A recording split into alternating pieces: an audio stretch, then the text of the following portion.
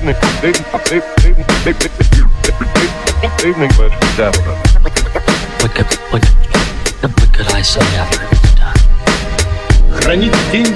Hey guys, so welcome back to our YouTube channel. We have another episode here for the behind the wheel. So meron akong surprise sa inyo. So we have our first brand new car. So I'm sure nakita nyo na sa thumbnail kung ano to. Itong kotse na to is a sea mammal. Sea mammal na pwede rin sa land. The all new BYD Dolphin.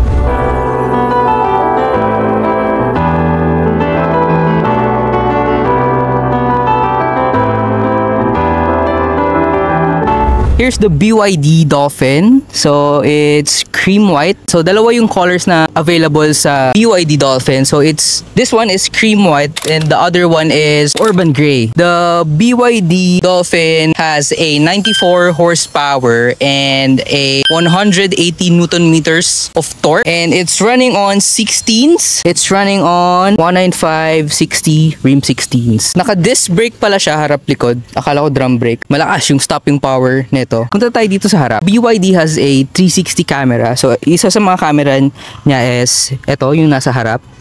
Ito yung front camera. I really like the grill of the BYD. Meron siyang parang etch style dito. Yan, naka-projector headlights na siya with the DRL. Ito.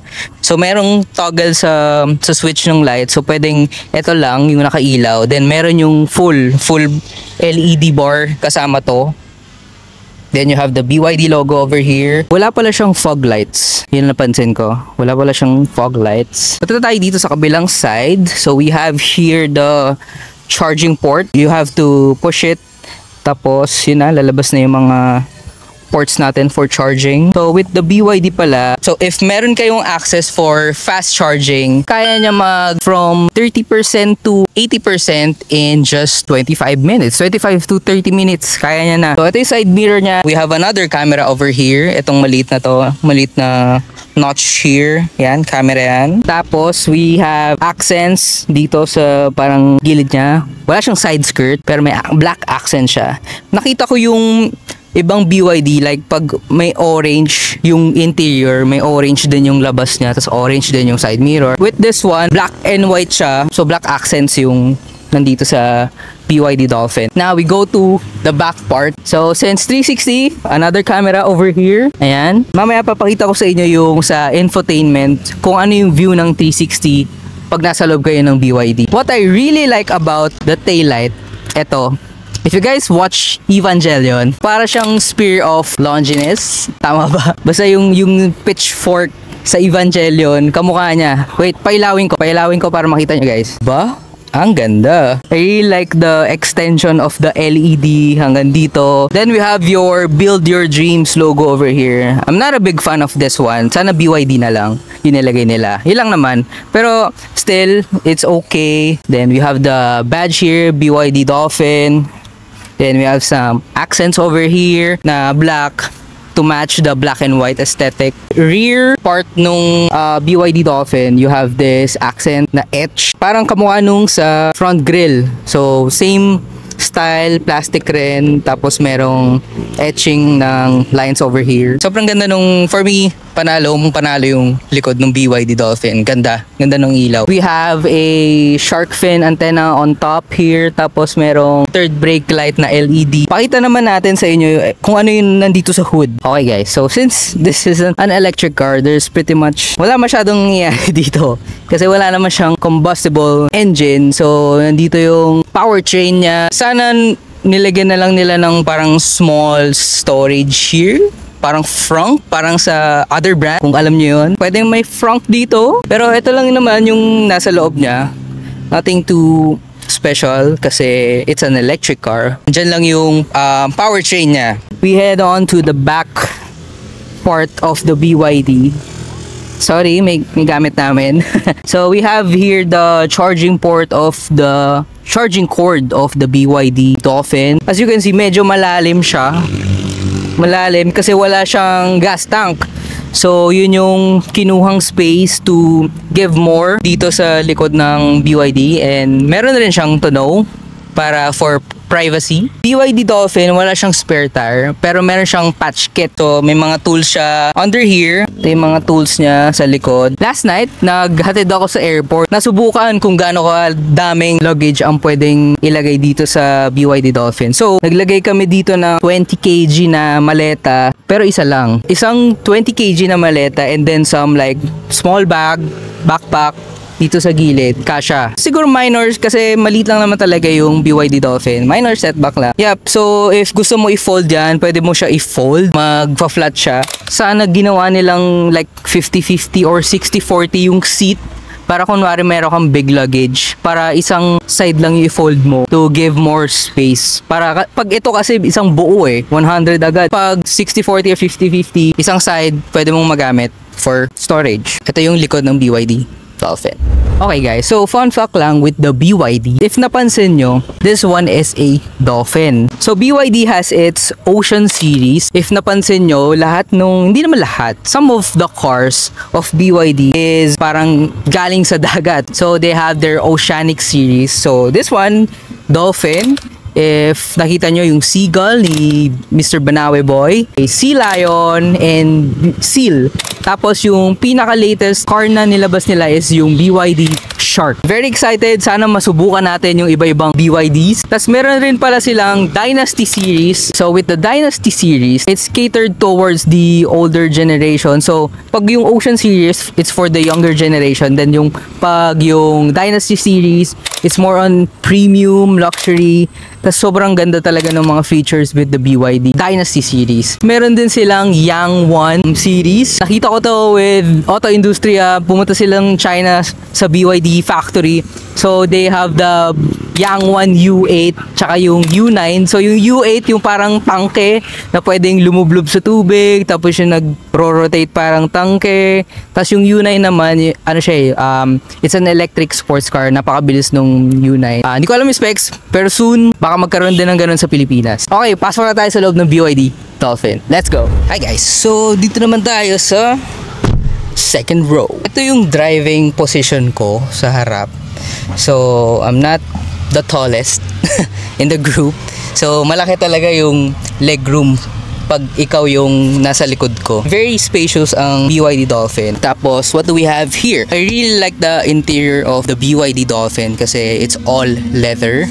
Yan. Tapos may mga diamond stitching pa tayo over here. The seat belts. So, kasha siguro tatlo. So, 1, 2, 3. Tatlo kasha. Or if medyo malaki, dalawang tao dito, then dalawa rin dito. 4-seater. So, meron din siya mga lalagyan dito ng mga like papeles or cellphone. Pwede dyan. Or iPad. Tapos we have a USB type A port over here. Isa lang. Okay. Let's go inside the BYD Dolphin. Okay, so, andito na tayo ngayon sa loob ng BYD. First impression with this door handle. Hindi nyo ba napapansin ngayon? Parang mukha siyang flipper ng fin? Flipper. Flipper ng Dolphin. Yung hawakan niya. Very cool. Kakaiba. Then, ito yung switches for the windows and sa side mirror kung ayusin nyo yung salamin. So, and lalagyan ng tubig and mga resibo. And another one, ang ganda ng design ng aircon louver. Louver ba tawag dito? Aircon vent. Ayan. Ang napansin ko dito sa aircon vent na to, para siyang yung maskara dun sa Persona 5, si Joker. Yun yung nakikita kong shape niya. Hindi yun sa kabila. Ayan. So, ito yung steering wheel of the BYD Dolphin. What I like about here, knobs galore. Ang daming knobs. Pero lahat yan may use. Hindi lang yan for aesthetic. Lahat yan merong purpose. Okay, let's start the BYD. Okay guys, here's the key for the BYD Dolphin. Ito yung push start. Okay, start na natin. Okay, nag-start na siya. Narinig nyo yun? Parang may dolphin na umiyak. With electric vehicles, hindi mo alam kung nag-start na ba. Kasi, wala siyang tunog. Nakikita nyo ba tong tray na to? Diba? Kung makikita mo siya, sa isip mo, wireless charging yan. Pero in fact, hindi siya wireless charging. Ayan. Pero it's perfect size for phones. Ayan, for phones or for sunglasses. Ayan, andyan siya. Sayang lang, hindi na nilang ginawang wireless Qi charging to.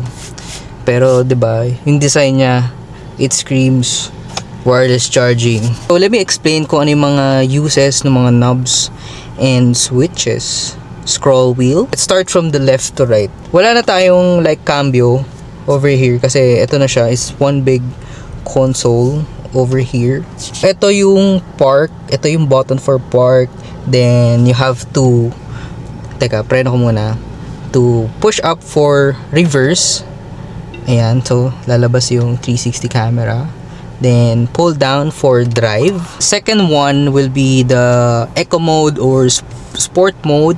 Then third one will be if may snow, pero wala namang snow sa Pinas. Then ito naman yung standard or larger. Ayan, ngayon naka larger siya. Then pag pinindot mo, standard. Then larger, pindot ulit. Naka larger mode ka, yun yung mode niya for pag nagbe-brake ka, dun nagkakarga rin siya ng onting electricity. Yun yung larger mode. Then pag standard, wala yun, naka-off. Then we have the hazard button. Then for air cons. Then eto naman, if gusto mong i-off yung infotainment, pindutin mo lang to. Ay, ito pala. Yan. Off na yun. Pag may sounds, wait, lagyan natin sounds. Yan, may sounds. Pindutin mo yan. Ayan, mag-off na. Then, ito yung scroll wheel for volume. Papalit siya. Oops. Two USB-A ports over here. Kita ba? Ayan, USB 1, 2. Sana Type-C na yung isa.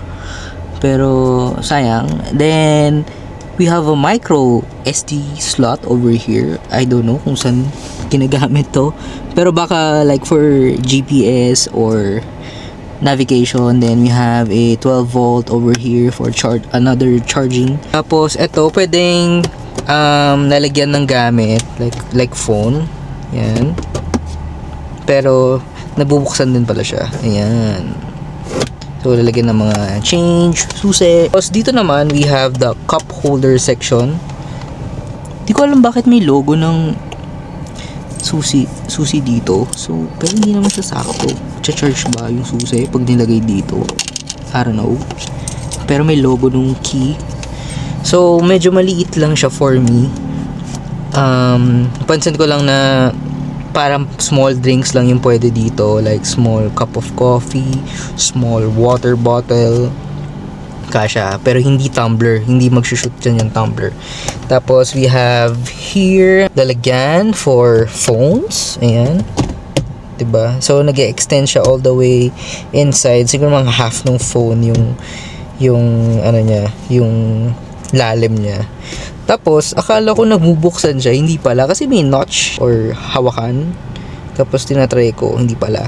Tapos nasanay ako na pag merong ganito armrest, nabubuksan siya. So it turns out di pala.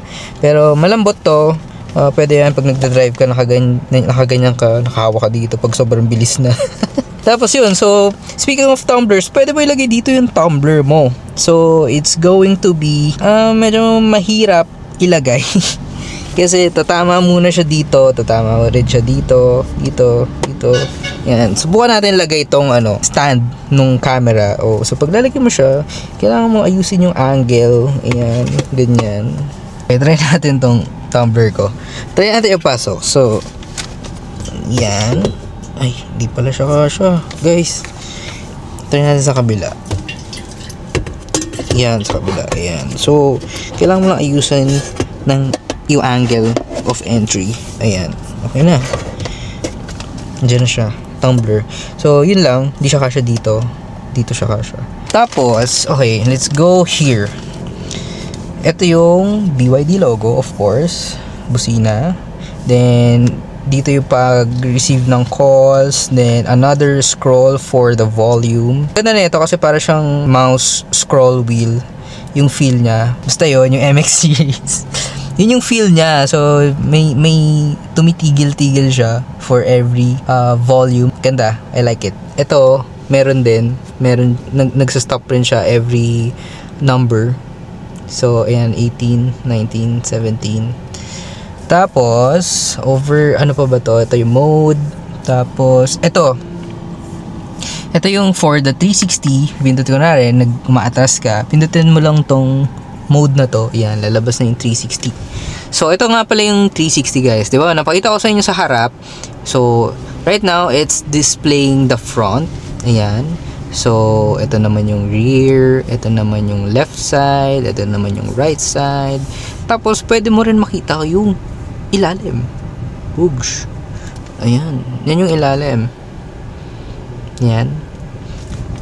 Another surprise. Ito. Lagay muna natin sa home.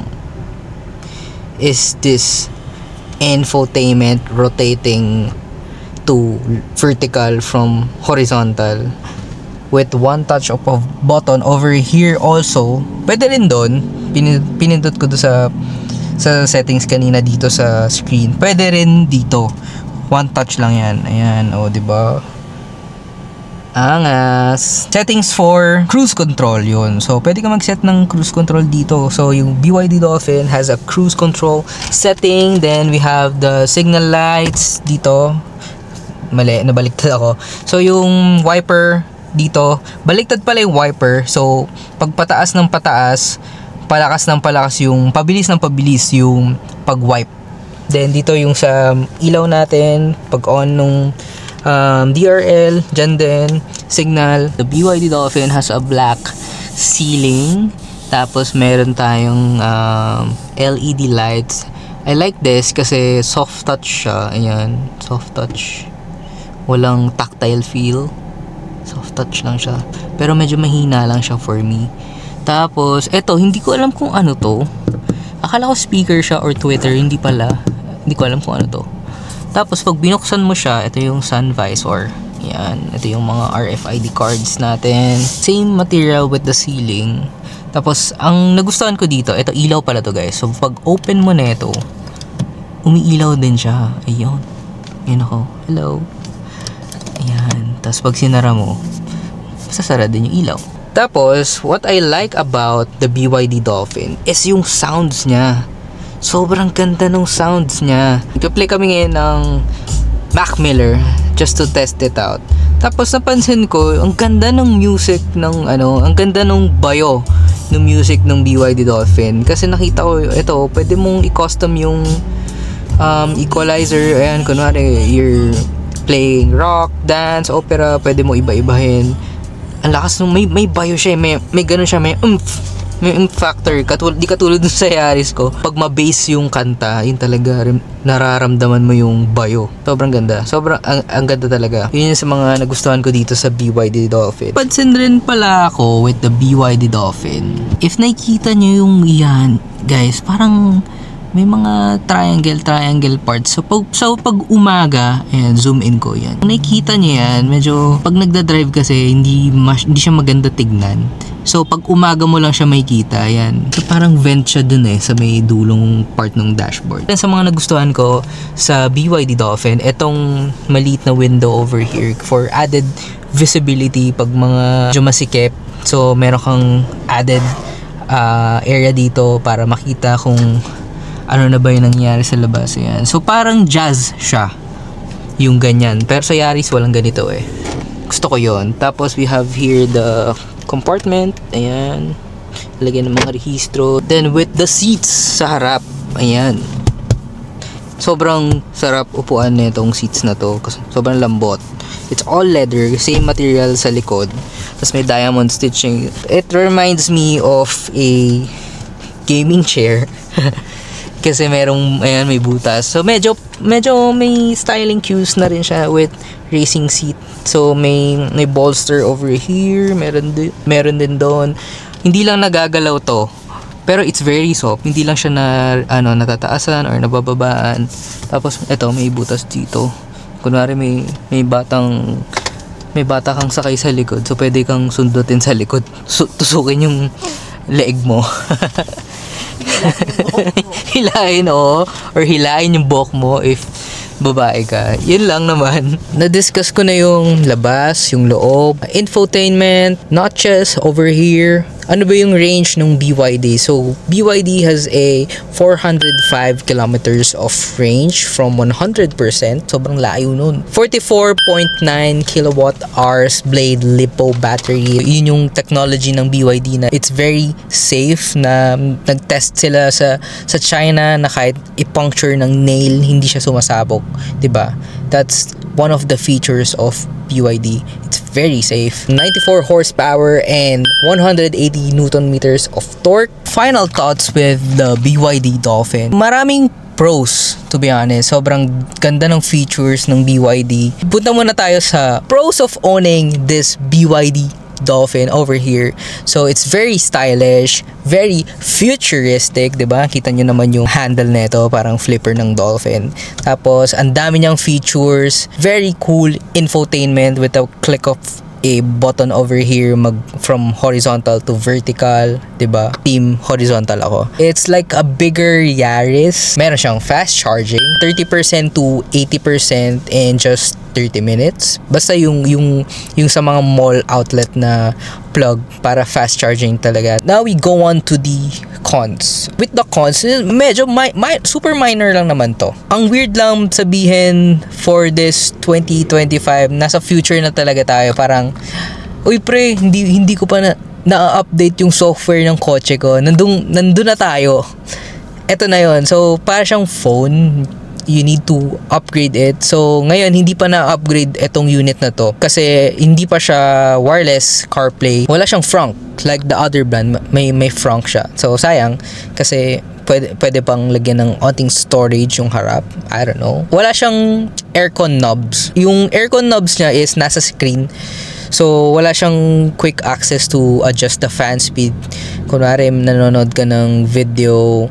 So, kailangan mo pang lumabas to adjust the aircon, to lower the speed, to adjust the temperature. Napansin ko rin, yun nga, yung sa center arm console over here, medyo mahirap pag may mga gamit ka. Kailangan may certain angle para ilabas yung gamit, like the tumbler. So, 'di ba, medyo ang daming pros for the BYD, pero it really shines for me. Ang ganda, ang sarap niya i-drive. To be honest, it's very speedy, agile, charming, and very quiet inside. With electric vehicles, wala siyang delay. So, pag apak mo, it really zooms talaga yun. Vroom!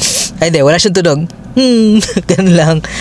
So, yun. I really like driving this EV. It's my first time driving a full electric vehicle like this one, the BYD.